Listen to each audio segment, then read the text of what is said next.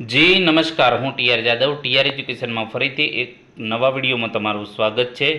મિત્રો, ઘણા દિવસોથી રાહ જોઈ રહ્યા હતા. સતત 2 વર્ષના મહેનતના અંતે મિત્રો આજે પોલીસ ભરતી માટેનું રિઝલ્ટ જાહેર થઈ ગયું છે, કોન્સ્ટેબલ માટેનું. તો તેના વિશે આ વિડીયોમાં ચર્ચા કરીશું. તો મિત્રો, આ જે રિઝલ્ટ છે હંગામી છે, પ્રોવિઝનલ છે. એના પછી ફાઇનલ લિસ્ટ જાહેર થશે. તો અહીં તમે જોઈ શકો છો, તારીખ 2/12/2025 લોકરક્ષક કેડર હંગામી પરિણામ પ્રોવિઝનલ રિઝલ્ટ જાહેર. તો અહીં તમે જોઈ શકો છો, જે જાહેરાત ક્રમાંક નંબર અહીં આપેલો છે, તો એ પ્રમાણે લોકરક્ષક કેડરની દસ્તાવેજ ચકાસણી કામગીરી 15/9/2025 થી 30/9/2025 દરમિયાન હાથ ધરવામાં આવેલ. જાતિ અંગેના પ્રમાણપત્રો જે એસીબીસી ઉમેદવારોના કિસ્સામાં સામાજિક અને ન્યાય અધિકારીતા વિભાગ અને એસટી ઉમેદવારોના કિસ્સામાં આદિજાતિ વિકાસ વિભાગ દ્વારા વેરિફિકેશનની કામગીરી પ્રક્રિયા હાલ ચાલુ છે. અને અમુક ઉમેદવારોના પ્રમાણપત્રની ચકાસણી પૂર્ણ થયેલ છે. બાકી ઉમેદવારોની જે પ્રમાણપત્ર જે ચકાસણીની કામગીરી હાલ ચાલુ છે, જેથી બાકી રહેલા ઉમેદવારોના સંબંધિત વિભાગ દ્વારા આ પ્રમાણપત્ર માન્ય કે અમાન્ય ગણવા નિર્ણય કરવામાં આવ્યેથી તેઓને કેટેગરીનો લાભ મળવાપાત્ર છે કે કેમ, તેના આધારે આખરી જે પસંદગી યાદી બહાર પાડવામાં આવશે અને એ ઉમેદવારોને બંધન કરતા રહેશે, તમામ ઉમેદવારોને. પરંતુ ઉમેદવારોના સર્વાંગીણ હિત માટે આ તબક્કે યોગ્ય વિકલ્પ વિચારી શકે, માત્ર તે હેતુથી જ ભરતી બોર્ડ દ્વારા કામચલાઉને હંગામી પસંદગી યાદી પ્રોવિઝનલ રિઝલ્ટ બહાર પાડવાનો નિર્ણય લીધેલો છે. અને આ માટે કોઈ હક દાવો રહેશે નહીં. કામચલાઉને હંગામી યાદીમાં સમાવેશ થયેલા ઉમેદવારોની માહિતી જોવા માટે અહીં ક્લિક કરો. તો મિત્રો, આની જે લિંક છે ડિસ્ક્રિપ્શનમાં મૂકી દઈશું, તો ત્યાંથી તમે જે તમામ જે તમારો રિઝલ્ટ છે તમે જોઈ શકશો. અને કામચલાઉ અને હંગામી યાદીમાં સમાવેશ થયેલ ન હોય તેવા ઉમેદવારોની માહિતી જોવા માટે અહીં ક્લિક કરો. તો એ જે છે લિંક આપણે ડિસ્ક્રિપ્શનમાં મૂકી દઈશું, ત્યાંથી તમે જોઈ શકશો. ભરતી પ્રક્રિયામાં પોતાની ઉમેદવારી પરત ખેંચવા બાબત જે વિડ્રો કેન્ડિડેટ આઉટપુટ તો લોકરક્ષક કેડરની જે કામચલાઉ અને હંગામી યાદીમાં સમાવેશ થયેલ ઉમેદવારો તથા કામચલાઉ અને હંગામી યાદીમાં સમાવેશ ન હોય તો તેવા ઉમેદવારો અન્ય કોઈ ભરતીમાં પસંદગી પામેલ અથવા અન્ય કોઈ કારણોસર લોકરક્ષક કેડરની ભરતીમાં ભાગ લેવા માંગતા ન હોય તો એવા ઉમેદવારો પોતાની ઉમેદવારી પરત ખેંચી પોતાની ઉમેદવારી હક જતો કરી શકે છે, તો બીજા મિત્રોને એનો લાભ મળે. પોતાની ઉમેદવારી પરત ખેંચવા માટે ઉમેદવારે અહીં જે વેબસાઇટ આપેલી છે ojas.gujarat.government.માં અધર એપ્લિકેશનમાં જઈ વિડ્રો કેન્ડિડેટર બરાબર એમાં ક્લિક કરીને download self declaration form click કરીને ફોર્મ ડાઉનલોડ કરી ઉમેદવારે તમામ વિગતો વાંચી જણાવેલ વિગતો ભરી તેના પર સહી અવશ્ય કરવી અને આ ફોર્મેટને પીડીએફ ફોર્મેટમાં ચૂઝ ફાઇલ ઉપર ક્લિક કરીને સેલ્ફ ડિક્લેરેશન પીડીએફ અપલોડ કરવું. ઓકે બટન પર ક્લિક કરતા પહેલાં સહી કરેલ સેલ્ફ ડિક્લેરેશન ફોર્મ પીડીએફ ફોર્મેટમાં અપલોડ કરવા માટે તૈયાર રાખવું. બરાબર. તો જે મિત્રોને બીજી અન્ય જોબ મળી ગઈ છે અથવા તો એમને આમાં ઈચ્છા નથી અથવા તો કોઈ સારી એવી જોબ મળી ગઈ છે, તો મિત્રો જે છે આ ફોર્મ ભરી દેજો, જેથી કરીને બીજા મિત્રોને કોઈ થોડા માટે રહી ગયા તો એમના ભવિષ્યમાં પણ રોનક આવી શકે. તો એ માટે તમે મિત્રો આટલું કરી લેજો. મતલબ કે જેમને જોબ અન્ય જગ્યાએ મળી ગઈ છે અથવા તો બીજી કોઈ સારી પોસ્ટ મળી છે તો એમના માટે. બરાબર. તો કોઈના ભવિષ્યમાં તમે એક રોનક લાવી શકો છો મિત્રો. તો આ જેમને ઈચ્છા નથી, બરાબર, આમાં નામ આવી ગયું છે પરંતુ પોતાને આમાં આવવાની ઈચ્છા નથી અથવા તો બીજી જગ્યાએ નોકરી મળી, તો એમના માટે. પીડીએફ અપલોડ કર્યા બાદ ઉમેદવારે રજિસ્ટર મોબાઈલ નંબર પર મોકલી આપવામાં આવેલ ઓટીપી નાખી આગળ કાર્યવાહી કરવાની રહેશે. ઉમેદવારે 8/12/2025થી રાત્રિના 23:59 એટલે કે 24 કલાક સુધી પોતાની ઉમેદવારી પરત ખેંચી શકશે. સેલ્ફ ડિક્લેરેશન ફોર્મમાં અધૂરી વિગત ભરેલી હોય કે સહી કરેલ ન હોય તો માન્ય રહેશે નહીં. હવે મિત્રો જે છે આ જે છે તમે ભરી લેજો તો કોઈકનું ભવિષ્ય બની શકે.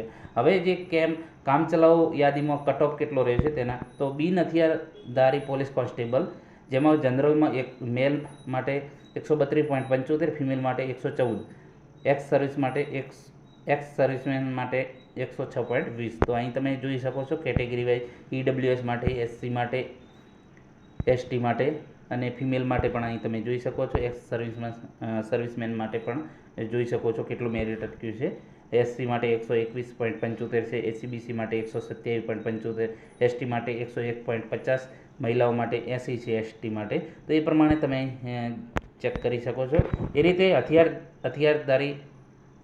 હથિયારી પોલીસ કોન્સ્ટેબલ, જેમાં જનરલમાં 125 અટક્યું છે, ઈડબ્લ્યુએસ માટે 122 છે, એસસી માટે 118 છે, એસીબીસી માટે 123 છે, એસટી માટે 91 છે. એ રીતે ફિમેલ માટે અને એક્સ સર્વિસમેન માટે પણ તમે જોઈ શકો છો.